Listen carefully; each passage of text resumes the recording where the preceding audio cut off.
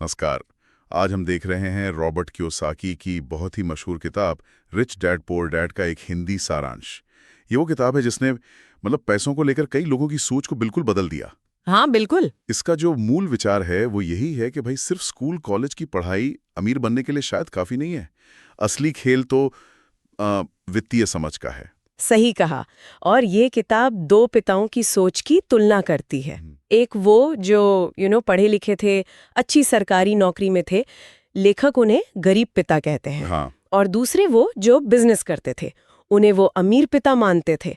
और दोनों का दुनिया देखने का नजरिया, पैसों को लेकर सोच बिल्कुल अलग थी। हाँ, और यही फर्क, यही विरोधाभास पूरी किताब की नींव है ना? बिल्कुल। जैसे गरीब पिता कहते थे भाई खूब पढ़ो लिखो ताकि अच्छी नौकरी मिले, हाँ, सेफ्टी फर्स्ट। जबकि अमीर पिता का कहना था खूब पढ़ो लिखो ताकि तुम अच्छी कंपनियां खरीद सको। कितना बड़ा फर्क है सोच में। बहुत बड़ा। तो आज हमारी कोशिश यही रहेगी कि इस सारांश से ये समझें कि पैसे को लेकर हमारी सोच, हमारी जानकारी, ये हमारे भविष्य को कैसे शेप देती है। और ये सिर्फ ज्यादा पैसा कमाने के टिप्स नहीं है।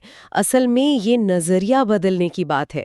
जो सेंट्रल आइडिया है वो है पैसे के लिए काम करने वाली सोच से हटकर पैसे को अपने लिए काम पर लगाने की सोच बनाना। चलिए इसी को थोड़ा और समझते हैं। सारांश में जो एक मुख्य फर्क बताया गया है वो है नौकरी की सुरक्षा बनाम संपत्ति बनाना। हाँ, यहीं पर वो आस्तियों यानी एसेट्स और दायित्वों यानी लायबिलिटीज का कॉन्सेप्ट आता है। सुनने में तो बड़ा आसान लगता है। हाँ लगता तो है कि आस्तियां वो जो जेब में पैसा डालें, दायित्व वो जो पैसा निकालें।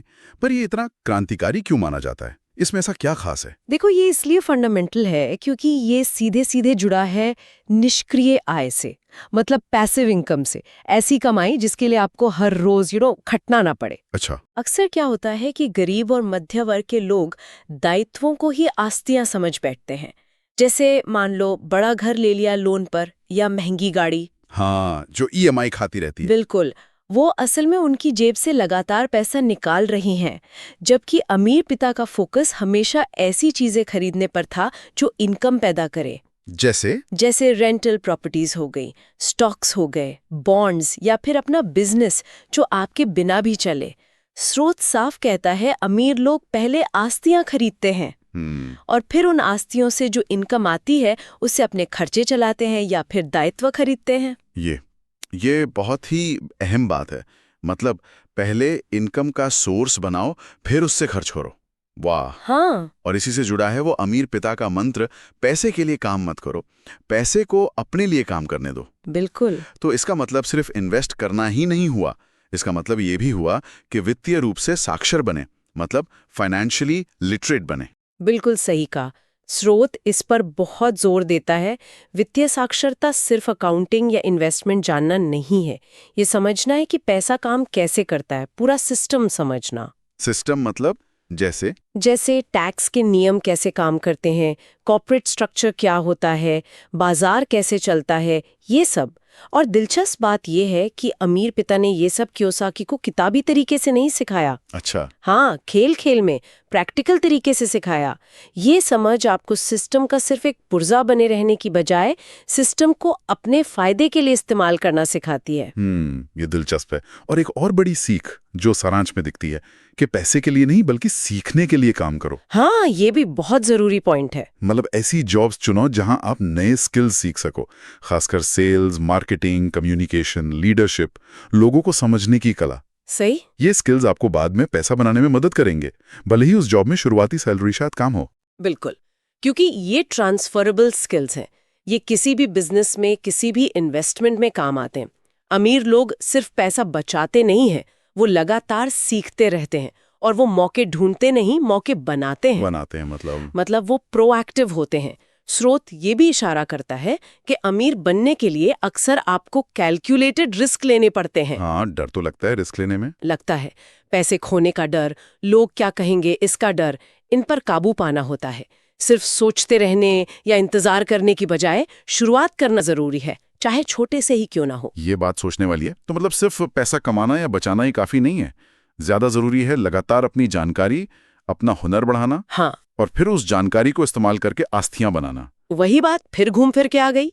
आस्ती वो है जो आपकी जेब में पैसा डालती है और दायित्व वो है जो आपकी जेब से पैसा निकालती है। बिल्कुल। शायद ये फर्क समझना ही पहला सबसे बड़ा कदम है। एकदम सही। तो अगर हम इन सब बातों को एक साथ देखें तो ये किताब असल में क्या कह रही है? ये कह रही है वित्तीय ज्ञान हासिल करो, पैसे का खेल समझो, जरूरी स्किल्स डेवलप करो और सिर्फ खर्च करने वाले मत बनो, बल्कि सक्रिय रूप से संपत्ति बनाओ। ये एक सवाल खड़ा करती है कि क्या हम सिर्फ अपनी सैलरी पर जी रहे हैं या असल में वेल्थ क्रिएट कर रहे हैं। तो संक्षेप में कहें तो ये सारांश हमें याद दिलाता है कि वित्तीय स्वतंत्रता, फाइनेंशियल फ्रीडम, ये कोई दूर का सपना नहीं है, बल्कि सही सोच और सही जानकारी से इसे हासिल किया जा सकता है। ये नौकरी छोड़ने की बात नहीं कर रहे। नहीं, बिल्कुल नहीं। बल्कि नौकरी पर पूरी तरह निर्भर न रहने की बात कर रही है, अपने पैसे को काम पर लगाने की मानसिकता बनाने की बात। और अंत में एक विचार जो इस स्रोत से निकलता है, देखो, सच्ची दौलत का पैमाना आपकी महीने की तनख्वाह नहीं है। तो क्या है? वो है आपकी आस्तियों से आने वाली निष्क्रिय आय, आपकी पैसिव इनकम कितनी है। अच्छा, हाँ। और ये हमें सोचने पर मजबूर करता है कि हमारी आज की इनकम चाहे जो भी हो, हम आज ऐसा कौन सा एक छोटा कदम उठा सकते हैं जो हमें एक आस्तिक बनाने की तरफ ले जाए। हाँ, मतलब कुछ तो शुरू करें। बिल्कुल। शायद कोई छोटी सी रकम का SIP शुरू करना या कोई नया स्किल सीखना ऑनलाइन, कुछ भी, ये एक स्वतंत्र वित्तीय जीवन की तरफ पहला कदम हो सकता है।